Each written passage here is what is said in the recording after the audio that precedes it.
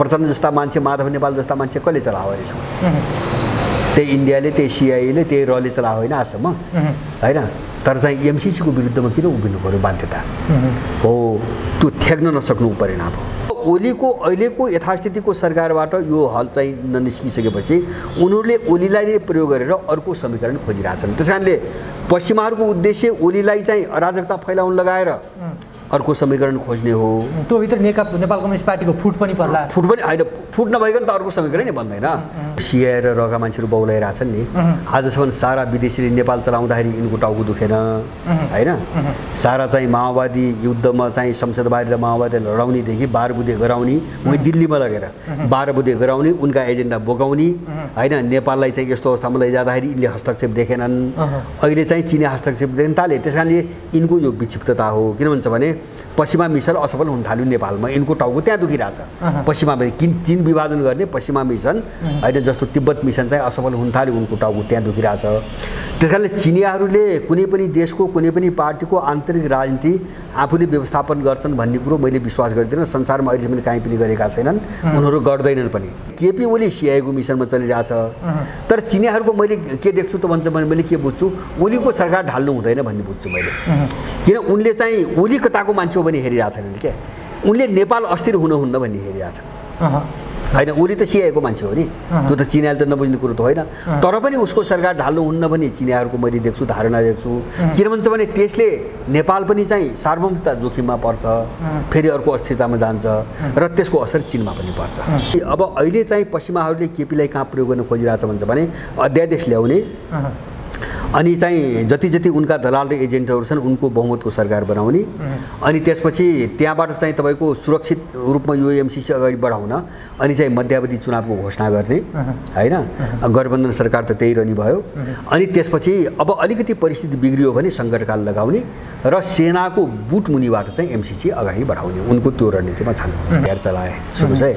अब त्यो अध्यादेशको चाहिँ कारण मात्रै के थियो त भन्छ भने अब दलहरू सबैतिरका दलहरू फोर्ने, विभाजन गर्ने र चाहिँ सिआई र रको तपाईँको नेक्ससबाट काम गर्ने चाहिँ सबै तत्त्वहरूको एउटा बहुमतको समीकरण बनाएर एमसिसी पारित गर्ने योजना अन्तर्गत उनीहरूले त्यो समस्यालाई फोकाउनको निम्ति नयाँ समीकरण खोज्ने प्रयासको रूपमा चाहिँ तपाईँको अध्यादेश ल्याउन लगाए। ओली त्यहाँ पनि असफल भए, होइन? ओली त्यहाँ पनि असफल भए र ओलीको त्यो प्रयास अहिले पनि छ।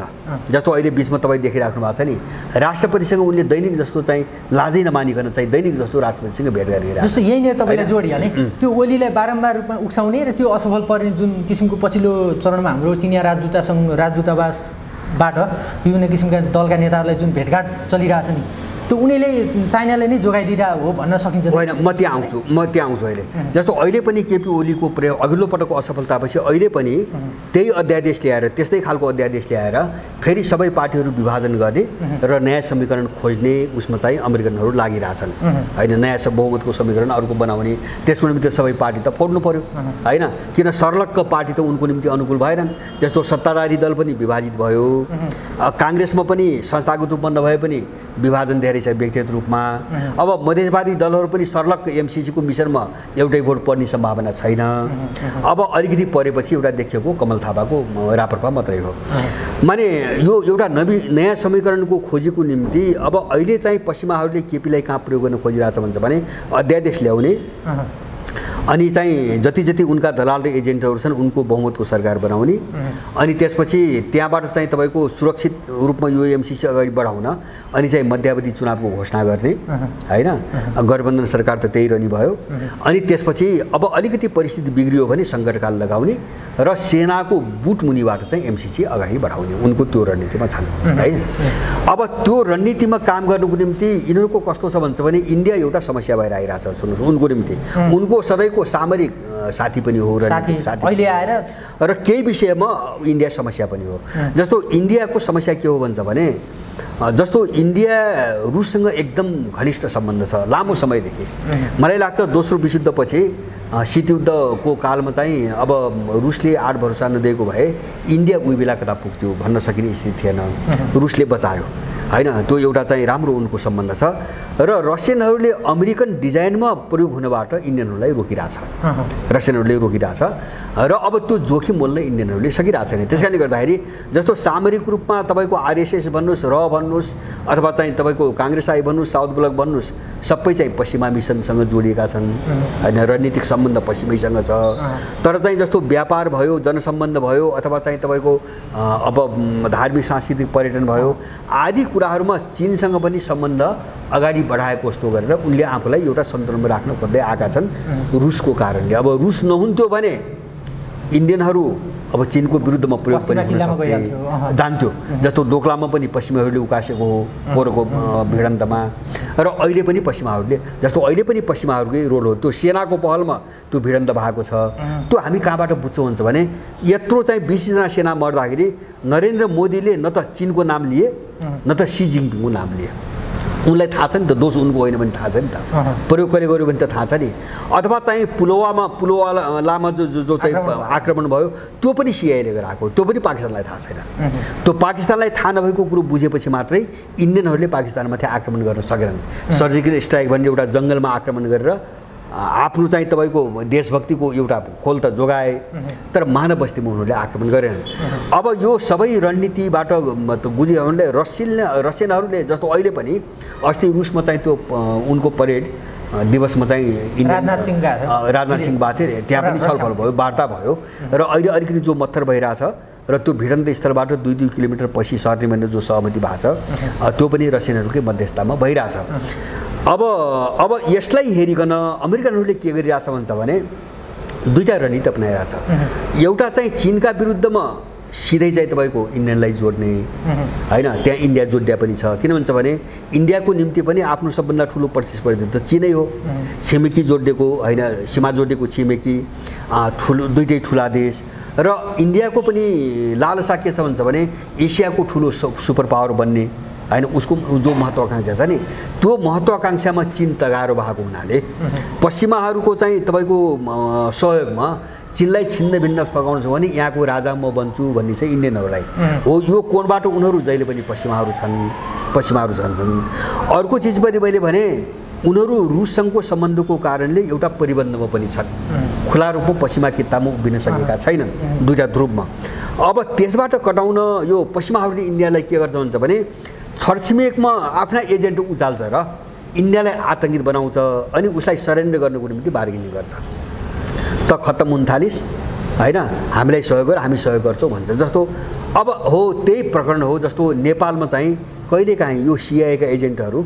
र युरोपियनले पाल्या मान्छेहरू बरु एन्टी इन्डियन भएर आउँछन् नि उनीहरू एन्टी इन्डियन होइनन् इन्डियन साम्राज्यवाद विरोधी होइनन् उनीहरू चाहिँ पश्चिमाहरूको मिसनमा इन्डियालाई तर्साउनको निम्ति काम गरे हो जस्तो नक्सा त्यहीबाट आयो होइन नक्साको कुरो हामीले देशभक्तिको कोणबाट उठाएका हौँ नेपाली जनताले उनीहरूले पश्चिमाहरूको रणनीतिको कोणबाट उठाए भारतलाई तर्साउन हो उनको रोल कहाँ गयो भन्छ भने जस्तो अब नक्सा चाहिँ तपाईँको पारित गरिदिइसकेपछि त अब इन्डिया त फस्यो नि त अब नक्सा कस्तो भयो भन्छ भने इन्डियाको निम्ति काश्मीरको मुद्दा जस्तो भयो अब होइन किन राष्ट्रसङ्घबाट पारित गराइदिने उनीहरूले त्यो आफूसँग नभएको हुनाले 48 मा राष्ट्रसङ्घबाट पारित गराइदिए अब त्यो सधैँभरिको घाँडो भयो चाहिँ इन्डियनहरूको निम्ति अब नक्सा पनि सधैँभरिको घाँडो भयो होइन यद्यपि यो नसुल्झेला यिनी दलालले सुल्झाल्न नि हो नक्सा त पारित गरे त्यो भूमि ल्याउने प्रक्रियामा यिनीहरू जाँदैनन् तर इन्डियालाई घाँडो भयो अब नक्सा पारित गराएर उनीहरूले इन्डियालाई मोदीलाई तर्साएर चीनको विरुद्ध बार्गेनिङ पनि सुरु गरे अब यो स्थिति आएपछि मैले अघि नै भने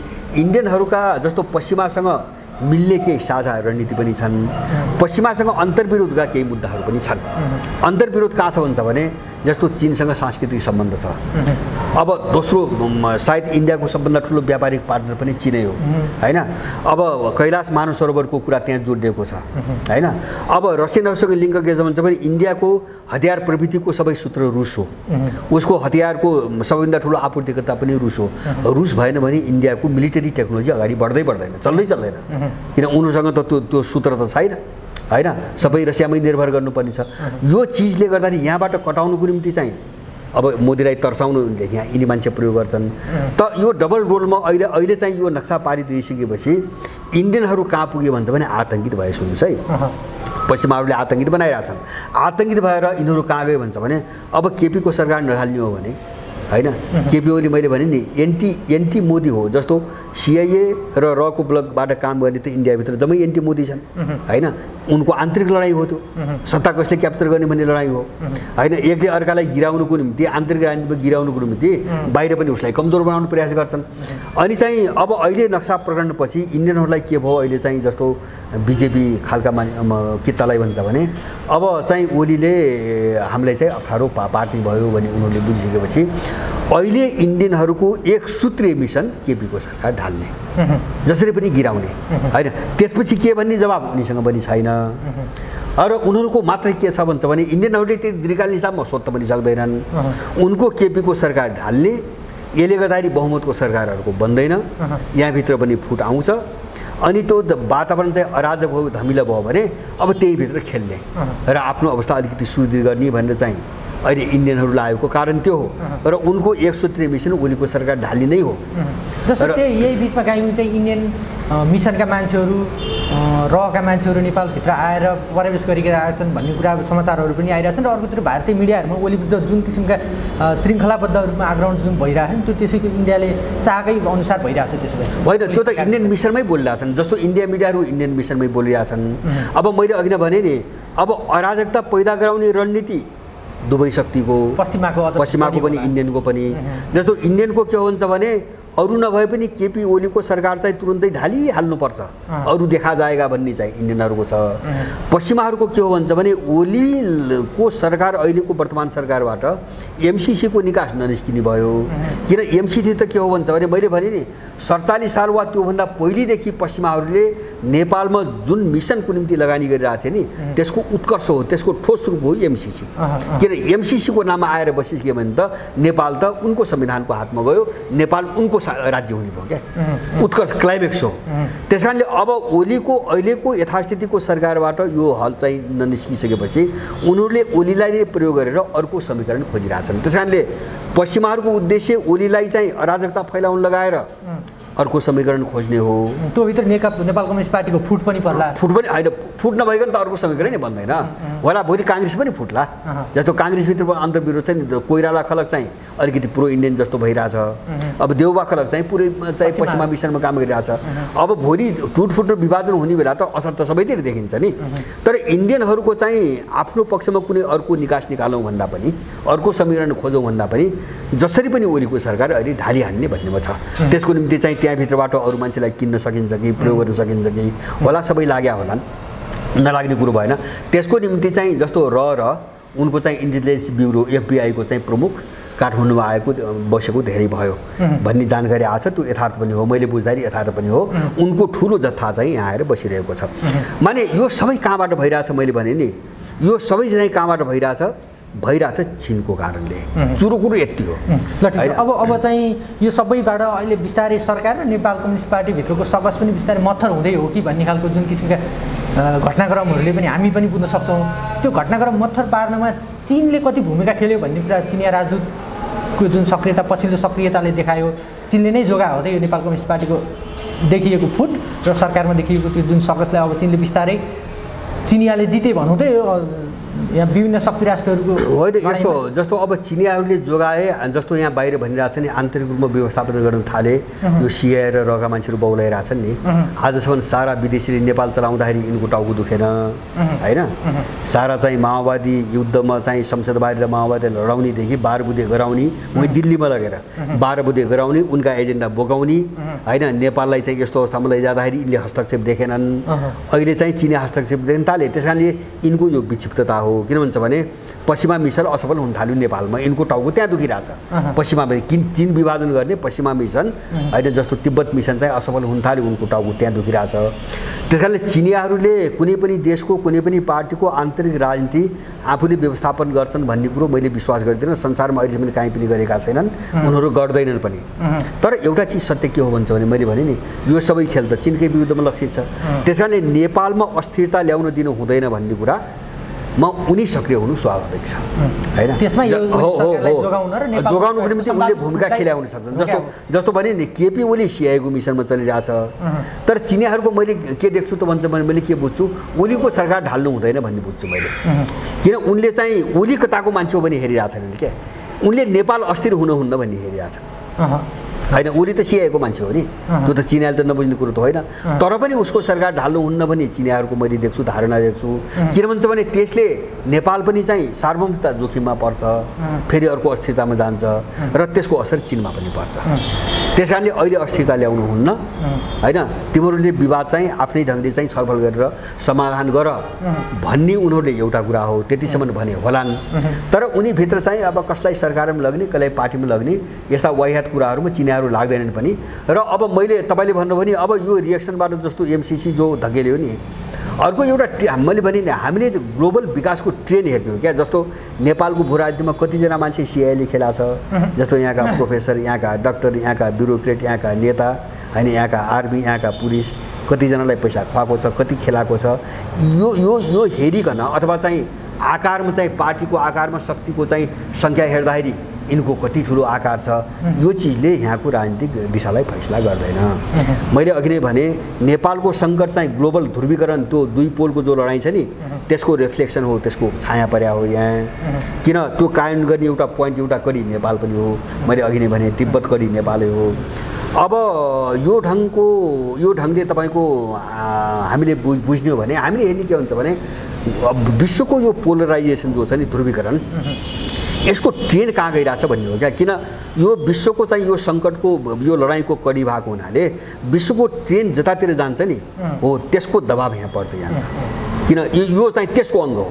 अब मैले ग्लोबली हेर्दाखेरि मैले के देख्छु, अहिलेसम्म मैले के देख्छु हुन्छ भने जस्तो अमेरिकाको विक्षिप्तता, साउथ चाइना सीमा समुद्रिक बेडा पठाएर चाहिँ युद्ध अभ्यास गर्ने भने त त्यो त छटपटाट न हो त्यो होइन।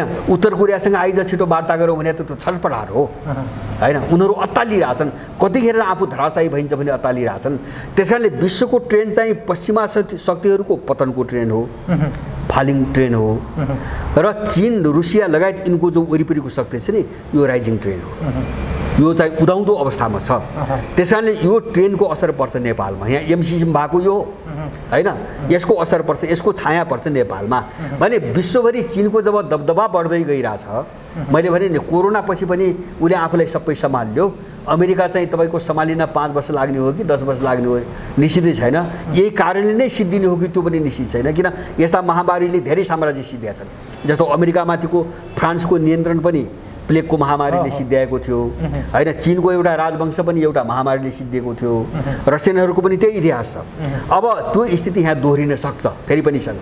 त्यस कारणले ट्रेनको हिसाबले गर्दाखेरि आर्थिक रूपमा जस्तो अहिले पनि अमेरिकाले जति प्रतिबन्ध लगाए पनि चीनको चाहिँ अन्तर्राष्ट्रिय व्यापार त घटेको त छैन। अमेरिकासँगै व्यापार पनि अमेरिकाको घट्दो, जति प्रतिबन्ध लगाए पनि चीनको बढ्दो रहेछ, चीनको बढ्दो रहेछ। माने आर्थिक अब चाहिँ मिलिटरी कोणबाट तपाईँको हेर्नु भने यो सिङ्गो यत्रो घेराबन्दी छ, उसले त चुनौती दिएर त आइरहेछ नि होइन। भनेपछि ऊ उदाउँदो शक्ति हो, अत्यन्त मजबुत र मान्छेले अनुमानै गर्न नसकेको एउटा ताकत चाहिँ तपाईँको सञ्चय गरेर अगाडि आएको शक्ति हो। उनीहरू सम्पूर्ण आफ्नो हिसाब किताब, जस्तो अब अगाडि बढेपछि यो मोर्चामा यसरी समस्या आउँछ, त्यो हिसाब किताब उनले गरेका छन् नि। यो सबैको सामना हामी गर्न सक्छौँ भन्ने हिसाब नगरिकन त उनी यो कन्फ्रन्टेसनमा आएका त छैनन्। जस्तो अमेरिकालाई चुनौती दिइरहेछ होइन। अहिलेसम्म अमेरिकाले मात्रै प्रतिबन्ध लाउँथ्यो, चीनले धमाधम प्रतिबन्ध लगाइरहेछ अमेरिकामाथि। जस्तो भिसामा प्रतिबन्ध लगाइरहेछ, व्यापारमा प्रतिबन्ध लगाइरहेछ, सबैतिर चुनौती दिइरहेछ। भनेपछि यो असर नेपालमा पर्छ, ट्रेन यो पर्छ, साउथ चाइना सीमा पनि पर्छ, नेपालमा पनि पर्छ। त्यस कारणले मेरो विश्वास के हो भन्छ भने एमसिसी जस्तो कुनै प्रोजेक्ट नेपालमा आउँदैन, त्यसको सिधै चीनले काउन्टर गर्छ। मैले बुझेको त्यही हो होइन। अब सोझो राजनीतिक भाषामा कुरो हुन्छ भने चीनले सिधा काउन्टर गर्छ। किन एमसिसी ल्याउनु परेको चीनको विखण्डन गरेर ल्याउने हो, त्यो कुरो क्लियर छ होइन। त्यो मात्रै चीन मात्रै होइन, त्यो रसियनहरू पोर रायसिना डायलगमा दिल्लीमा रसियन विदेश मन्त्री बोलेनन् एमसिसी चाहिँ चीनको घेराबन्दी गर्न अमेरिकाले ल्याएको प्रोजेक्ट हो भनेर विदेश मन्त्री। त्यो इन्डियामा आएर किन बोल्नु पर्यो? महत्त्व त्यो हो होइन। इन्डियामा आएर एउटा चाहिँ तपाईँको 100 देशको तपाईँ संवादमा होइन इन्डियाको भूमिभित्र उभिएर उनले एमसिसी चीनको घेराबन्दीको रणनीति, अमेरिका रणनीति भने किन बोल्नु पर्यो? त्यो त च्यालेन्ज हो नि। एमसिसी ल्यायो भने तिमीहरूले पनि त्यही ढङ्गले प्रतिरोध झेल्नुपर्छ भने त त्यो त चुनौती दिया हो। यो त विकासको निम्ति होइन, चीनको निषेधको निम्ति आइरहेछ। अब यो विषयमा संसार क्लियर छ। त्यस कारणले गर्दाखेरि यो जोखिम यहाँका यिनी चाहिँ सुराकीहरूले तलबहरू पनि बेहोर्नुपर्छ। यिनले नसकेको त्यो हो, त्यो प्रेसर यिनीहरू पार्टीमा पर्यो नि, अनि पार्टीहरूमा किताबन्दी सुरु भयो। सुन्नुहोस् है, ठेक्न नसकेपछि किताबन्दी सुरु भयो। किन भन्छ भने यो चाहिँ कस्तो हुन्छ भन्छ भने माने एउटाको दबदबा जस्तो मान्छेको किताब पनि उल्टिन्छ नि त। जस्तो प्रचण्ड जस्ता मान्छे, माधव नेपाल जस्ता मान्छे कसले चलायो अहिलेसम्म? त्यही इन्डियाले, त्यही सिआइएले, त्यही रले चलायो होइन आजसम्म, होइन? तर चाहिँ एमसिसीको विरुद्धमा किन उभिनु पर्यो? बाध्यता हो, त्यो ठेक्न नसक्नु परिणाम हो। मैले अघि नै भने माओवादी युद्ध नै उनले डिजाइन गरेका हुन् भनेपछि अहिले चाहिँ उनको मिसनको विरुद्धमा किन उभिनु पर्यो? ठेक्न सक्नु न त सबै चिज यिनको पनि जान्छ। अब त्यस कारणले यो विखण्डन बढ्छ, सबैतिर बढ्छ है। यो एमसिसी रोकेर चाहिँ मात्रै यो रोकिँदैन।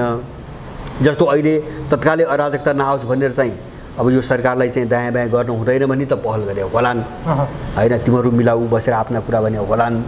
तर चाहिँ यो ध्रुवीकरण, सबैतिरको ध्रुवीकरण विभाजन हो नि, यो प्रक्रिया नेपालमा अब तीव्र हुन्छ सबै दलमा, एउटामा मात्रै हुँदैन। किन भन्छ भने किन तीव्र हुन्छ भन्छ भने यो विश्वको ध्रुवीकरणको जो प्रेसर हो नि, होइन? त्यो प्रेसरले हान्दै जान्छ, होइन? जस्तो अमेरिकन प्रेसर पर्छ, चिनिया प्रेसर पर्छ, रसियन प्रेसर पर्छ, इन्डियन प्रेसर पर्छ, अर्काको प्रेसर पर्छ।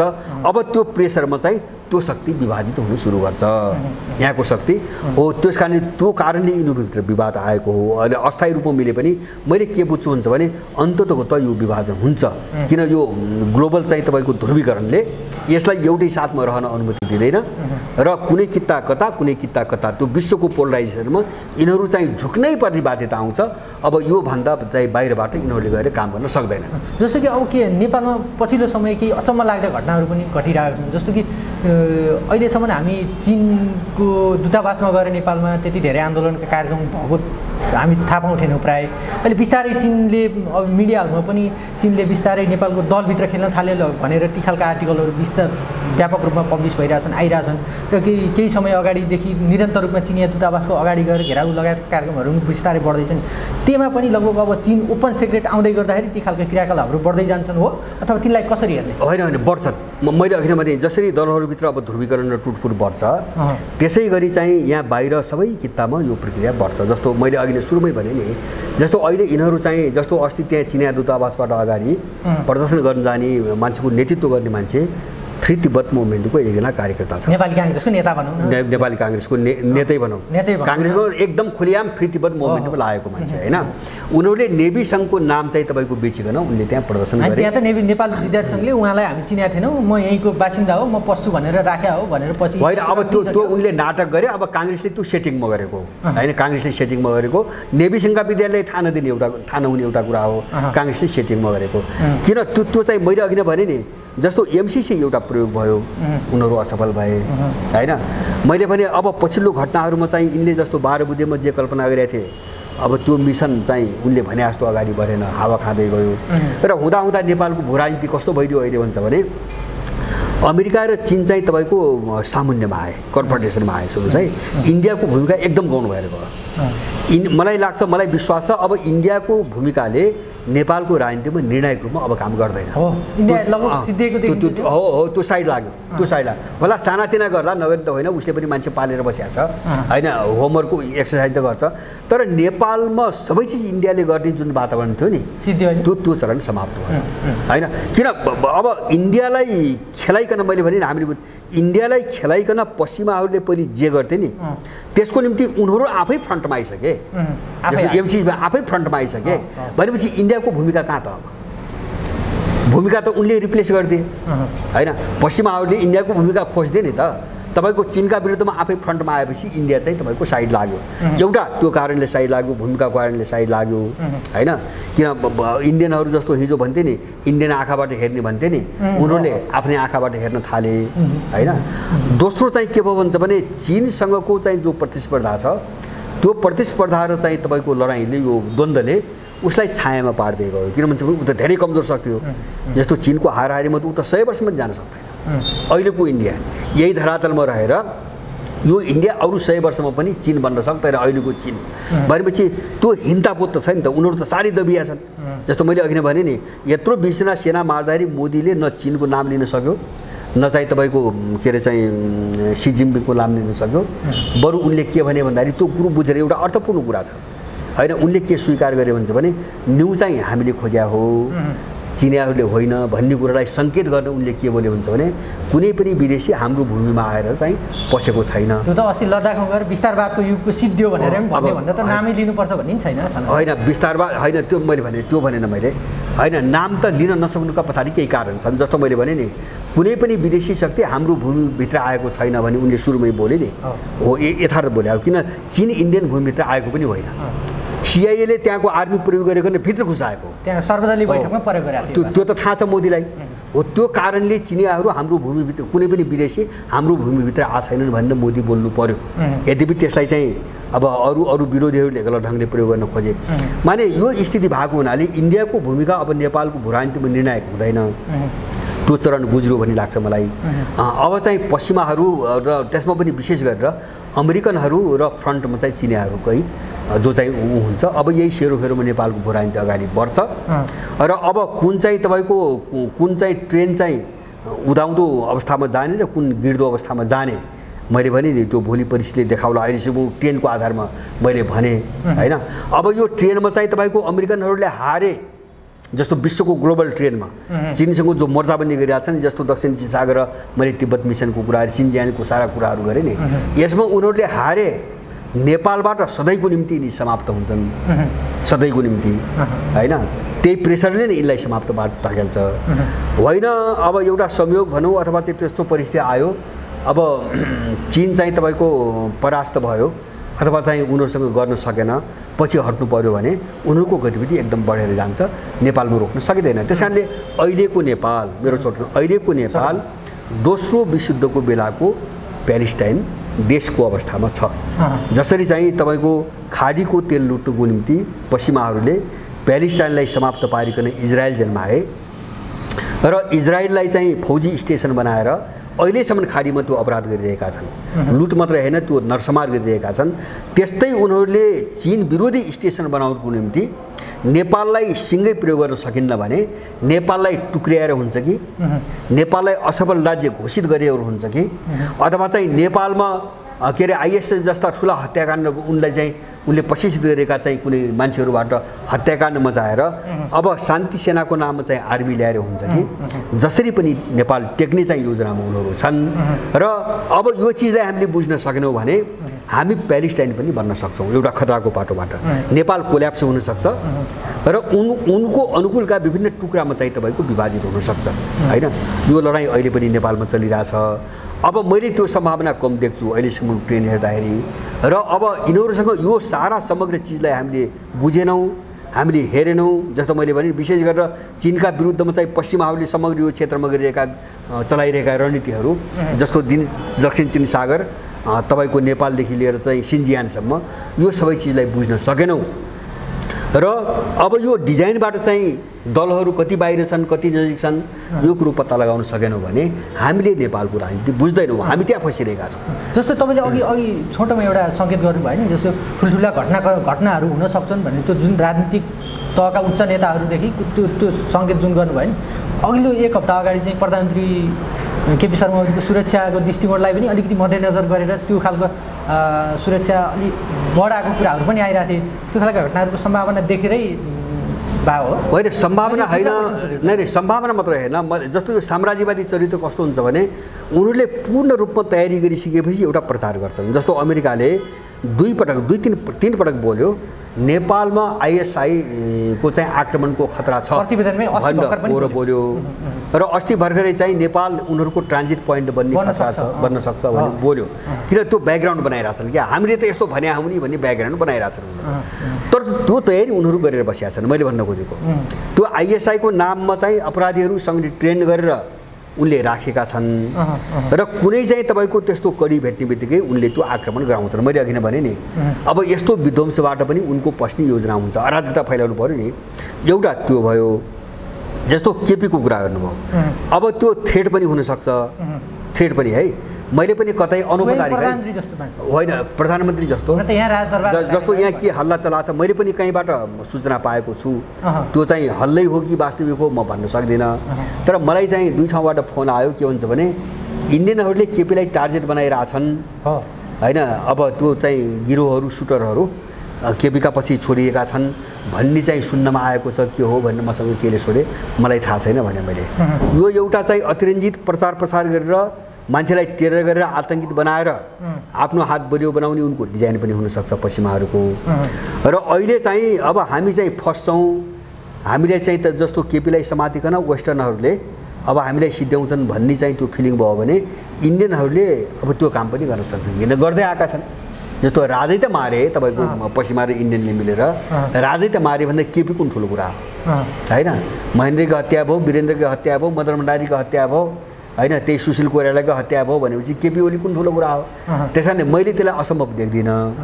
त मैले भन्न खोजेको के हो भन्छ भने त्यो उनीहरूको विरोधी हुन् कि यस्ता पात्रहरू उनका समर्थक हुन्, त्यो कोणबाट होइन कि नेपाललाई अराजक बनाउनुको निम्ति उनीहरूले जे पनि गर्न सक्छन्, त्यो सम्भावना एकदम प्रबल छ। जस्तो एमसीसी अब चाहिँ सधैँको निम्ति साइड लाग्यो भने मलाई के विश्वास भन्छ भने अब नेपालमा आतङ्कवादी हमला नै तपाईँको गराउँछ अमेरिका। एमसीसी सधैँको लागि सिद्ध्या हो त होइन। हामी त हिउँदे अधिवेशन यो अधिवेशन सिद्धिएसँगै अस्ति भर्खर त अमेरिकाले यो त अनन्तकालसम्म एउटा डेट छँदै थियो, 16को असार 16को जुन डेट थियो नि त अघिल्लोचोटि पास गर्नुपर्ने डेट राखिरहेको थियो, त्यसलाई चाहिँ बढावा गरेर अनन्तकालसम्म जुनसुकै बेलामा पास गरे पनि हुन्छ भन्ने छ। कुनै बेलामा परेछ होला। नै त्यो यस्तो हो, यिनका त सुन्नुहोस्, यिनका ती नीति पनि जस्तो पनि षड्यन्त्रको कुनै पनि म्याद हुँदैन क्या। जसको निम्ति चाहिँ यस्तो नाङ्गो भूमिका खेलेर त्यो चुनौती त बिहोर्नु पऱ्यो। हो, यसमा केपी ओली चाहिँ मलाई लाग्छ केपी ओली मात्रै होइन, त्यही काङ्ग्रेसभित्रकै कतिपय मान्छेहरू अब अहिलेसम्म एमसीसीको विषयमा जे गरे नि त्यही ढङ्गले चाहिँ सीमित केही मान्छे बाहेक सबै मान्छे आउन सक्ने एउटा सम्भावना मैले देख्दिनँ। अब यहाँ चाहिँ गर्नुपर्छ भने मुख लुगाएर आफ्नो अनुहार लगाएर भन्ने को हुनुहुन्छ भने यो प्रोफेसर पिएचडी बौद्धिकहरू जो पुरै तलबी हुन् भनिएका जो वर्षौँदेखि तलबमा चाहिँ तपाईँको पालिएका छन्, लाखौँ तलबमा पालिएका छन् होइन, उनले त यत्रो लगानी गरिरहेछन्। यो त उनको मान्छे हो नि, त उनको कार्यकर्ता हो। नाम लिएर भन्नुपर्दा काङ्ग्रेसबाट सोनी मुवागले होइन, सोनी मुवागले तपाईँको के अरे चाहिँ यो बाबुरामबाट निस्केका एकजना मान्छे छन् होइन, अनि त्यो विश्वम्बर प्यागुर यस्ता मान्छे त धेरै छन् नि यहाँ। उनले जहाँ जहाँ लगानी गरेका थिए यसले त नाङ्गी रूपमा ल्याए। आज तपाईँ त खम्पा भन्नुहुन्छ नि, खम्पै हुनु उनीहरू मैले उनी खम्पाकै मिसनमा प्रयोग भएका हुन् होइन। हिजोको खम्पा नेपाली थिएन होइन, नेपाली मिसाइए पनि मूल लिडरसिप एउटा कुरा, त अहिलेका मान्छेहरू नेपाली आवरणमा आछन्, मान्छे हुनु खम्पा। अब यो मिसनका मान्छेहरूले हो ज्यान फालेर अहिले पनि गर्ने, यिनीहरूले यो मिसनका मान्छेहरूले हो। अरू चाहिँ बिचमा दबावमा परेर प्रभावमा परेर अलिकति पैसा खाएर अथवा चाहिँ तपाईँको कसैको चाहिँ परिबन्धमा परेर जो मान्छे एमसीसी भन्थे नि त्यो वातावरण नेपालमा अब बन्दैन। त्यो मात्र होइन, यिनकै तलबी जो भने नि मैले यिनी बौद्धिक क्षेत्रको जो तलबी छ यसको अनुहार यिनको बोली यिनको मुख गएको चाहिँ तपाईँको यो 2-3 महिना यता हेर्नुहोस् यिनको धेरै सुकिसकेको छ।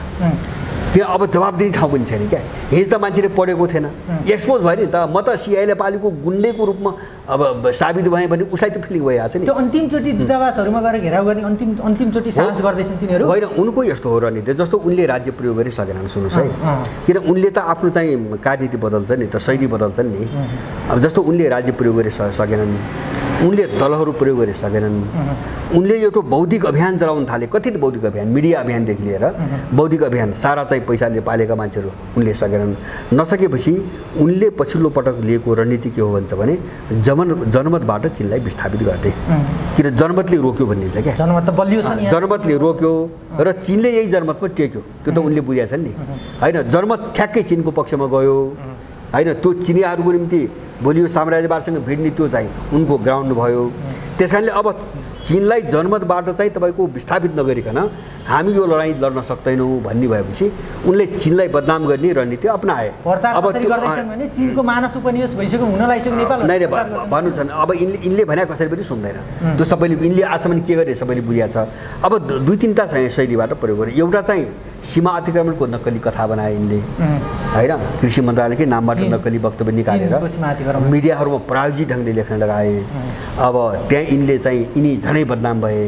अनि दोस्रो चाहिँ तपाईँको जस्तो अब आन्तरिक व्यवस्थापन गर्न लाग्यो चीनले भनेर अब यिनीहरू त्यो प्रोपोगन्डा फैलाउन खोजेका छन्। अब त्यसमा सफल हुने सम्भावना मैले कहीँ देख्दैन होइन। मैले भने जसको तन्त्र त्यही विदेशीले यहाँ आएर भाषण गरेर ल्याइदिएको छ, त्यो दलालले चिनी हस्तक्षेपको कुरा गरेर हुन्छ होइन 47 सालको यिनको तन्त्र चन्द्रशेखरले गणेशमानको प्राङ्गणमा आएर भाषण गरेर उठा हामी छौँ भने ल्याइदिएको होइन होइन 62-63 को चाहिँ तपाईँको इन्डियनहरूले लगेर दिल्लीमा 12 बजे समझदारी गराएको होइन यिनीले कहाँको स्वाधीनताको कुरा गर्छ कुन विदेशीको हस्तक्षेपको कुरा चाहिँ यिनीहरू भने त्यो त विक्षिप्तता हो मैले भने नि अब उनको दिमागले काम गर्न सकिरहेको छैन अहिले होइन जुन मिसनमा चाहिँ तपाईँको यत्रो पैसा खाएर जसको निम्ति काम गरे नि त्यो शक्ति निरीह हुँदै गयो नेपालबाट हो त्यो विक्षिप्तताबाट आएको कुरो हो र मेरो तर्फबाट साँच्चै के भन्नुहुन्छ भने मेरो त भनाइ के हुन्छ भने यद्यपि नेपालमा कुनै पनि विदेशीहरूको व्यवस्थापन हुनु हुँदैन म त्यसको सधैँ विरुद्धमा छु एक दोस्रो कुरा हामीलाई कुनै विदेशीको दलाली गरेर चाहिँ तपाईँको राजनीति पनि गर्नु छैन यसमा पनि हामी क्लियर हुनुपर्छ तर मैले भने एउटा चिजमा हामी साफ हुनुपर्छ यति बेला मैले भने नेपालको सङ्कट विश्वका दुईटा ध्रुवको लडाइँबाट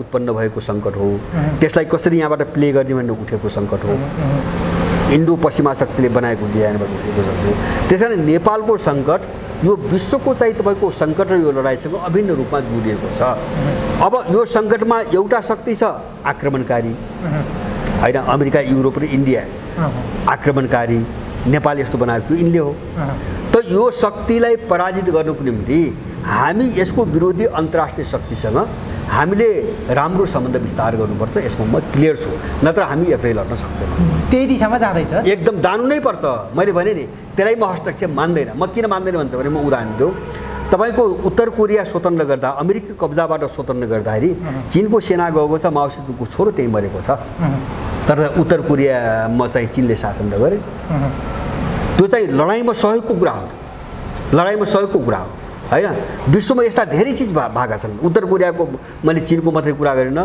रुसमा त्यस्ता घटना धेरै जस्तो चाहिँ तपाईँको के अरे भेनेजुएला अहिलेको उदाहरण हेरौँ भेनेजुएलामा अमेरिकाले सडकको एउटा मान्छेलाई चाहिँ राष्ट्रपति घोषणा गरे होइन अनि चाहिँ अमेरिकाबाट आफ्ना क्रिमिनल आर्मीका मान्छे पठाएर मधुरोलाई गिरफ्तार गर्ने टिम खटाएको होइन अस्ति पक्राउ परेन भर्खरै 2 महिना अगाडि होइन अब त्यसलाई बचाउनुको निम्ति रसियाले सहयोग गर्यो चिनले सहयोग गर्यो भेनेजुएलाले जोगाउनुको निम्ति म त्यसलाई हस्तक्षेप मान्दिनँ त्यस कारणले यति बेला नेपाल चाहिँ जस्तो चिनको सहयोग रहेन रसियनहरूको सहयोग रहेन भने नेपाल सिद्धिन्छ किन बाँकी त आक्रमणकारी शक्ति हुन् अब नेपाल रहेन भने मैले अघि नै भने नि साउथ चाइना सी र तिब्बत मिसन भने नेपालको नेपाल रहेन भने तिब्बत पनि रहन्न तिब्बत रहेन भने सिन्जियान पनि रहन्न र यति ठाउँमा कमजोर भयो भने उसको दक्षिण चीन सागर पनि जान्छ चिनको पनि त्यत्रो जोखिममा बसिरहेछ हो हामीले यहाँ सहकारी गर्ने चीनसँग हो रणनीतिक साझेदारी यसमा प्रत्येक नेपाली प्रश्न हुनुपर्छ है माने तिब्बत फ्याक्टर के हो भन्छ भने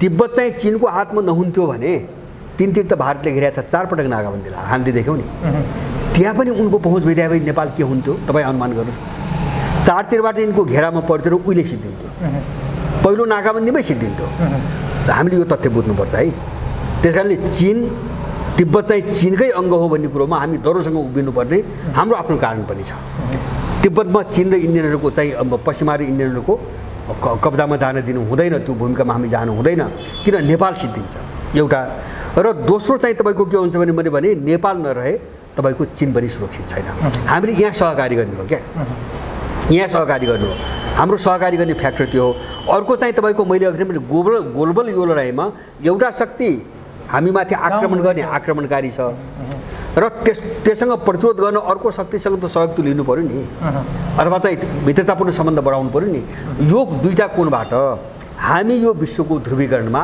हामी तटस्थ बस्न सक्दैनौँ हामी असंलग्न हुन सक्दैनौँ अथवा हामी समुदुरीको यो बोक्रे कुरा हामी गर्न सक्दैनौँ हामीले पक्षधरताकै कुरा गर्नुपर्छ किन हामी पनि आफै पनि युद्धमा फसिरहेछौँ परराष्ट्र नीति सच्याउन बेला आयो त असंलग्न राष्ट्रबाट होइन मैले यो पिरियडमा असंलग्नता चल्दैन होला नै हामी त्यो सिद्धान्त बोकौँला भोलि तर हाम्रो स्थिति त्यो होइन अहिले हामी असंलग्न भन्ने के भन्न खोजे हामीले कसरी असंलग्न हुन्छौँ मैले भने एउटा शक्तिले नेपालमा आक्रमण गरेर देश यस्तो बनाछ हामी कोसँग असंलग्न हो यो वाहियात कुरा हो त्यसलाई हामी सिद्धान्त बनाऊ असंलग्नता तटस्थता पञ्चशील हामी त्यसलाई सिद्धान्त मानौँ भोलि हामी त्यो लिउँला आत्मसात गरौँला तर अहिले त्यो हुन सक्दैन अहिलेको अवस्था किन हामी त आक्रमणकारीसँग जुझ्नु पर्यो नि त नत्र यस्तो ढोङ्गी कुरा गरेर अनि अहिले चाहिँ चिनियाहरूको चाहिँ तपाईँको दबाब बढ्न थाल्यो ढोङ्गी कुरा गरेर अनि असंलग्न भन्ने बित्तिकै त तटस्थता भन्ने बित्तिकै त हामी के हुन्छ भने अमेरिका र चीनलाई एउटै दूरीमा राख्ने, इन्डिया र चीनलाई एउटै दूरीमा माग्ने,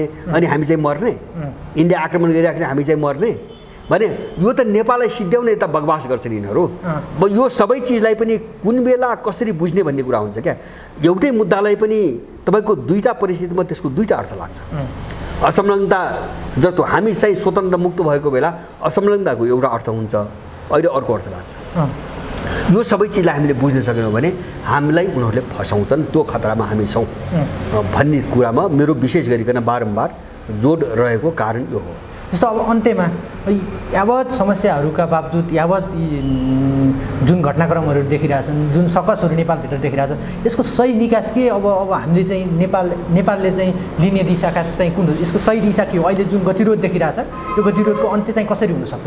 होइन, मैले तिनवटा कुरा उठाइरहेको छु। जस्तो हामीले एउटा पुनर्जागरण अभियानको नाममा एउटा कुरा तिनवटा यो कुरा मात्रै होइन कि यसलाई हामीले देशव्यापी स्कुलिङको रूपमा स्थापना गर्दैछौँ। हामीले मेजर तिनवटा समस्या छन् हाम्रो अगाडि अहिले, होइन? यो अहिले एकदम राजनीतिक पाटोमा मात्रै हेरेर पुग्दैन। मेरो जोड एउटा के हुन्छ भने हामी युगान्तकारी एउटा चाहिँ तपाईँको लडाइँको चरणमा हामी प्रवेश गरौँ। युगान्तकारी भनेको सुगौली सन्धिपछिको यो नेपालको युग यो गुलामीको युग हो। त्यस कारणले त्यो परिधिलाई नतोडिकन हामी स्वाधीन बन्दैनौँ। एउटा कुरा हामीले बुझ्नु पर्यो, किन सुगौली सन्धिले जुन राज्य प्रणाली मेकानिजम बनायो र जुन प्रणाली हामीलाई हस्तान्तरण गर्यो र यो राज्यलाई चलाउने जुन फिलोसोफी दियो नि त्यो पुरै गुलामीमा आधारित छ, सबै यो आयातित छ। त्यस कारणले गर्दाखेरि हामीले यो कोर्सबाट चाहिँ बाहिर गएर नेपाललाई कसरी अगाडि बढाउने भन्ने एउटा थटमा हामी गएनौँ भने हामी यो लडाइँ लड्न सक्दैनौँ। मेरो एउटा कुरा त्यस कारणले एउटा मेरो कुरो चाहिँ युगान्तकारी तपाईँको लडाइँको मिसन हामीले चलाउनुपर्छ। दोस्रो हामीले भनेका छौँ हामी पुनर्जागरण आन्दोलनको चरणमा जाउँ, होइन? पुनर्जागरण भनेको के हो भन्छ भने हिजोका चिजहरू सबै हुबहु फर्काउने भने होइन। जस्तो हामी त हिजो आफ्नो ढङ्गले सोध्थ्यौँ नि, आफ्नो ढङ्गले सोध्थ्यौँ। जस्तो आफ्नो खुट्टा कहाँ छ, आफ्नोपन कहाँ छ, आफ्नो मौलिकता कहाँ छ, होइन? हिजोको सोचाइ नेपालीपन थियो, हिजोको चाहिँ व्यवहारमा नेपालीपन थियो, हिजोको जीवन पद्धतिमा नेपाली थियो होला, आफ्नो ढङ्गले शासन गरे होलान्, होइन? जस्तो पृथ्वीनारायण शाहको शैली एउटा थियो होला, राणाहरूको शैली अर्को भयो होला, होइन? तर हाम्रो आफ्नोपन थियो। त्यो आफ्नोपन हामीले के गुमायौँ? राम्रो चिज त्यो फर्काउनुतिर लागौँ, त्यहाँ लडाइँ लागौँ। जस्तो हाम्रो थटमा, हाम्रो आइडियोलोजीमा, हाम्रो जीवन पद्धतिमा, हाम्रो राज्य प्रणालीमा, हाम्रो सिस्टममा, होइन? समस्या कहाँ कहाँ आयो, हामीले के गुमायौँ, हामी त्यो फर्काउनु पुनर्स्थापनामा लागौँ। अब नभएका चिज विकासमा लागौँ, भएका चिजको संरक्षणमा लागौँ। दोस्रो कुरा पुनर्जागरण आन्दोलन, र तेस्रो चाहिँ हामीले भनेको राष्ट्र पहिलो भन्ने सिद्धान्त बोकौँ। किन भन्छ भने यो लडाइँ पनि राष्ट्रिय सङ्कटको लडाइँ हो। किन भन्छ भने हाम्रो यो सङ्कटको चुरोमा त राष्ट्र छ। नेपाल भन्ने राष्ट्र विघटन हुने कि रहने भन्ने लडाइँ नै हो यो त, यो सबै हामीले छलफल गरेको। त्यस कारण राष्ट्र पहिलो भन्ने सिद्धान्त बोकौँ, होइन? अहिलेसम्म के भयो भन्छ भने विदेशीहरूले हामीलाई कहाँ लगे? दल पहिलो, होइन? दलीय सर्वोच्चतामा लगे, दलीय सर्वोच्चतामा लगे। सुन्नुहोस् है, अनि अब मैले अघि नै भने सुगौली सन्धिपछि नेपालको सत्ता विदेशीले चलाछ, थोरै थेरै, होइन? कहिले चाहिँ कल्चरल्ली, कहिले चाहिँ इकोनोमिकल्ली, कहिले मिलिटरीली, अब स्वरूप फरक छन्, तर विदेशीले चलाछ। अब थट उलिदिएको छ, होइन? मूल्यहरू उलिदिएको छ, प्रणाली उलिदिएको छ, फिलोसोफी उलिदिएको छ। अब अनि चाहिँ अब त्यो उसको कब्जामा छ। मैले भन्नु खोजेँ राज्य उसको कब्जामा छ, सत्ता। अब दलीय सर्वोच्चताको चाहिँ सिद्धान्त बोकेका छन् यिनीहरू। अब चाहिँ यिनले राजनीति गर्छन् चाहिँ सत्ताको लागि लक्ष्य राखेर, सत्ता छ विदेशीको नियन्त्रणमा। त्यस कारणले त्यो सत्तालाई लक्ष्य जसले बनायो नि त्यसले सत्तामा जानुको निम्ति अटोमेटिकली त्यो विदेशीको गुलामी गर्नै पर्ने भयो क्या नेपालमा। किन मेकानिजम त्यस्तो छ, मेसिनरी त्यस्तो छ। हो यो परिधि हामीले नाग्नुको निम्ति हामी राष्ट्र पहिलो भन्ने बाटोमा जाउँ।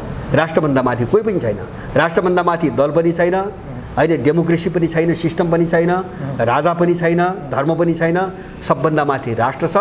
बाँकी जे चिजबारे हामी बहस गर्छौँ त्यो राष्ट्रिय हितको परिधिभित्र गर्छौँ र त्यो राष्ट्रको सार्वभौमिकता रहने गरी मात्रै गर्छौँ। अरू कुनै पनि सिस्टम हामीले स्वीकार गर्नु हुँदैन योभन्दा बाहिर भन्ने एउटा बहसमा हामी दीर्घकालीन लडाइँमा जाउँ।